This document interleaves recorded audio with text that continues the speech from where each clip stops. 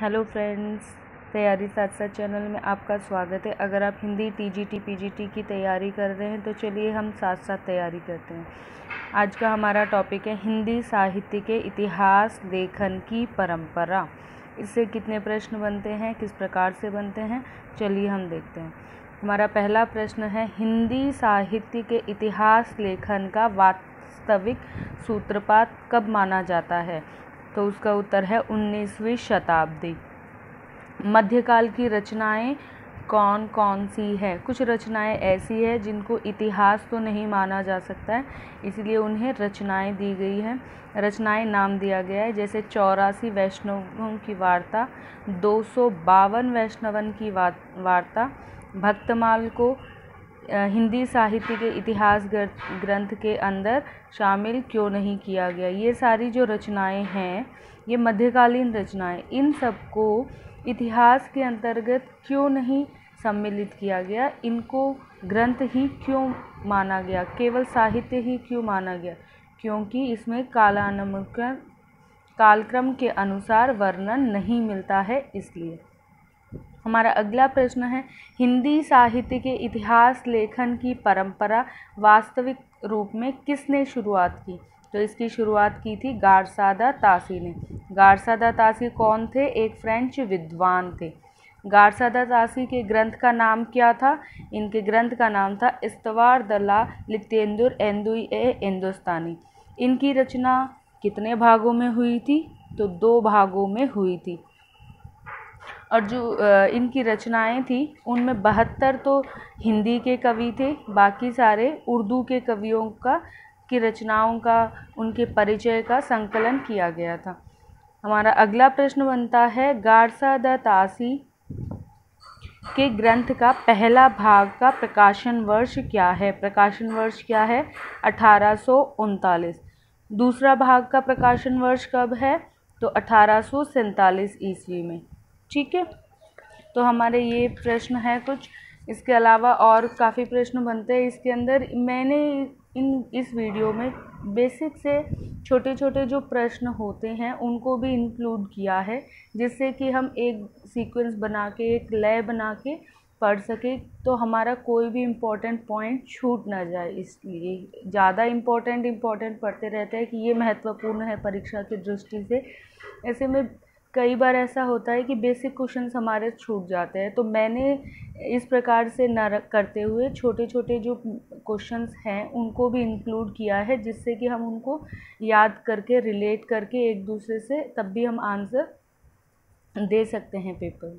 अब हमारा अगला प्रश्न, किस ग्रंथ में पहली बार हिंदी काव्य के इतिहास को प्रस्तुत करने का प्रयास किया गया?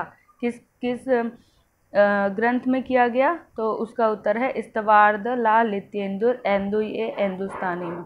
गारसादा तासी के ग्रंथ को इतिहास ग्रंथ कहने में संकोच नहीं होना चाहिए।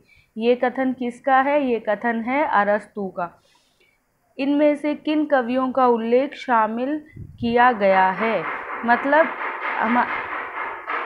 हमें ऑप्शन में दे दिया जाएगा कि गारसादा तासी का ग्रंथ है, उसमें किन किन कवियों को सम्मिलित किया गया। उसमें हिंदी और उर्दू के कवियों को सम्मिलित किया गया है। और किस पद्धति में इसकी रचना हुई है? वर्णानुक्रम पद्धति में इसकी रचना हुई है। हमारा अगला प्रश्न है, इतिहास लेखन परंपरा से जुड़ी दूसरी रचना का नाम क्या है? दूसरी रचना का नाम है शिव सिंह सरोज। अब ये शिव सिंह सरोज से कौन कौन से प्रश्न बनते हैं, देखिए। शिव सिंह सरोज की रचना किसने की है? तो किसने की है? शिव सिंह सेंगर ने। इसकी रचना का समय कब है, मतलब इसकी रचना कब हुई है? तो इसकी रचना हुई है सन 1883 ईस्वी में। हमारा अगला प्रश्न है, शिव सिंह सेंगर ने अपनी रचनाओं में लगभग कितनी कवियों की रचनाओं व जन्म काल का वर्णन किया है? तो कितने काल का? लगभग 1000। अगर ऑप्शन में केवल नंबर दिए जाते हैं तो नंबर है 838, वरना अगर पूछा जाता है कितनी का और उसमें ऑप्शन में 1000 दिया जाता है तो 1000। अगर ऐसा नहीं है, 838 दिया जाता है, तो हम 838 पर क्लिक करेंगे। तो शिव सिंह सेंगर ने हिंदी का प्रथम कवि किसे माना है? शिव सिंह सेंगर ने किसे माना है? पुष्पदंत को। शिव सिंह सरोज में तत्कालीन समय तक उपलब्ध हिंदी कविता संबंधी जानकारी को एक स्थान पर एकत्र करने का सराहनीय प्रयास किसने किया? शिव सिंह सेंगर ने। हमारा अगला प्रश्न है, जॉर्ज ग्रियर्सन के ग्रंथ का नाम क्या है? तो उनके ग्रंथ का नाम है the modern vernacular literature of Hindustan. George Grierson की रचना का प्रकाशन वर्ष कब है? तो 1888 ईस्वी में। हमारा अगला प्रश्न है, the modern vernacular literature of Hindustan का प्रकाशन किस पत्रिका के विशेषांक में हुआ है? तो प्रकाशन किसके द्वारा हुआ, किसके विशेषांक में हुआ था? एशियाटिक सोसाइटी ऑफ बंगाल में। कब हुआ था? 1888 ईस्वी में। अब हमारा अगला प्रश्न है, अन्य कौन से विद्वान हैं जो इसे हिंदी का प्रथम इतिहास मानते हैं? तो कौन मानते हैं? डॉक्टर किशोरीलाल गुप्त। हमारा अगला प्रश्न है, the modern vernacular literature of Hindustan में पहली बार किस पर प्रकाश डाला गया?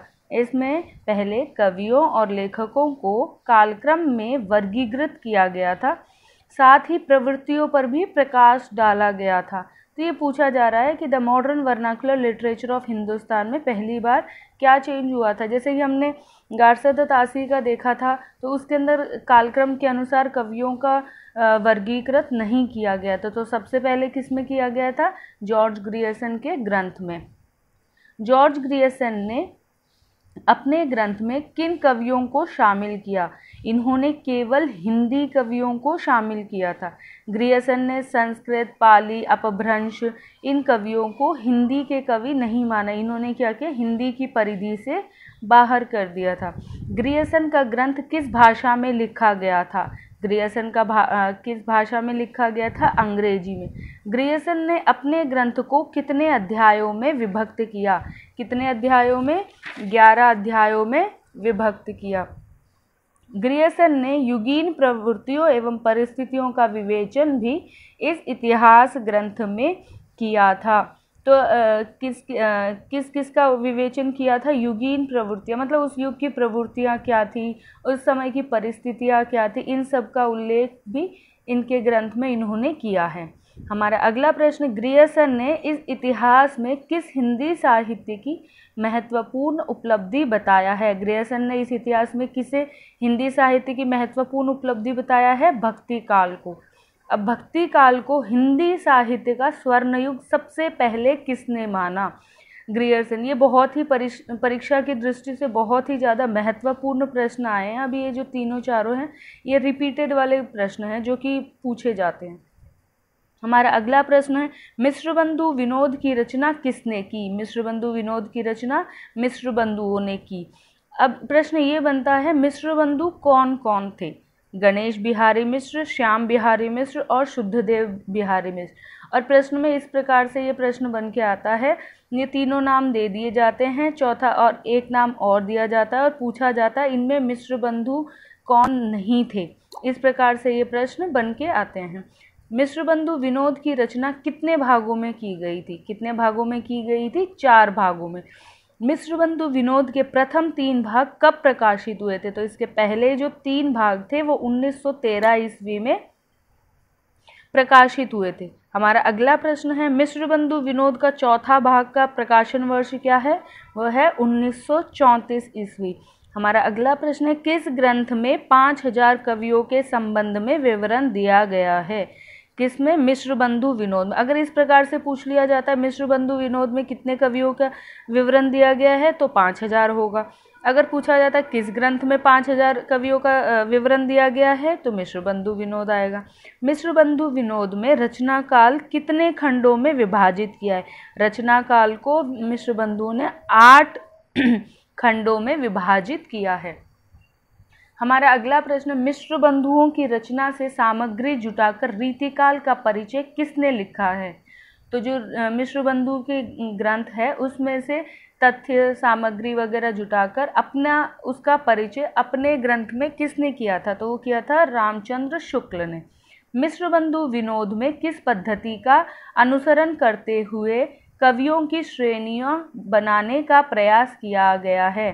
तो इन्होंने कौन सी पद्धति अपनाई थी? तुलनात्मक। इतिहास ग्रंथ में पहली बार काल विभाजन का समुचित प्रयास किया गया? काल विभाजन का सबसे मतलब पहली बार प्रयास कहाँ पर किस ग्रंथ में किया गया था? मिश्र बंधु विनोद में। हिंदी साहित्य का इतिहास की रचना किसने की? आचार्य रामचंद्र शुक्ल, या इस प्रकार से भी आ सकता है, आचार्य रामचंद्र शुक्ल के इतिहास का नाम क्या है? या निम्नलिखित में से आचार्य रामचंद्र शुक्ल की रचना कौन सी है? आचार्य रामचंद्र शुक्ल ने हिंदी साहित्य की रचना कब की? 1929 ईस्वी में। किसके साहित्य ग्रंथ में युगीन परिस्थितियों के संदर्भ में साहित्यिक प्रवृत्तियों के विकास की बात कही गई है? किसके ग्रंथ में कही गई है? शुक्ल जी के। शुक्ल जी ने कितने वर्षों के इतिहास को कितने खंडों में बांटने का प्रयास किया है? इसमें मैंने 2 प्रश्न को जोड़ दिया है। तो पहला हमारा प्रश्न का उत्तर आएगा, शुक्ल जी ने 900 वर्षों के इतिहास को खंडों में बांटने का प्रयास किया है। और कितने खंडों में? 4 खंडों में। शुक्ल जी ने भक्ति काल को निर्गुण व सगुण धाराओं में बांटा और पुनः 2 उपभागों में बांटा। हम भक्ति काल का पढ़ते हैं तो भक्ति काल को निर्गुण और सगुण भक्ति का धाराओं में बांटा गया। फिर निर्गुण में संत काव्य धारा और सूफी काव्य धारा, और सगुण में कृष्ण काव्य धारा, राम भक्ति काव्य धारा। इस प्रकार से जो बांटा गया है उसके बारे में इसके अंदर बोला जा रहा है। शुक्ल जी ने रीतिकाल के कवियों को कितनी श्रेणियों में स्थान दिया है? 3 में। कौन कौन सी है? रीतिबद्ध, रीति सिद्ध, रीतिमुक्त।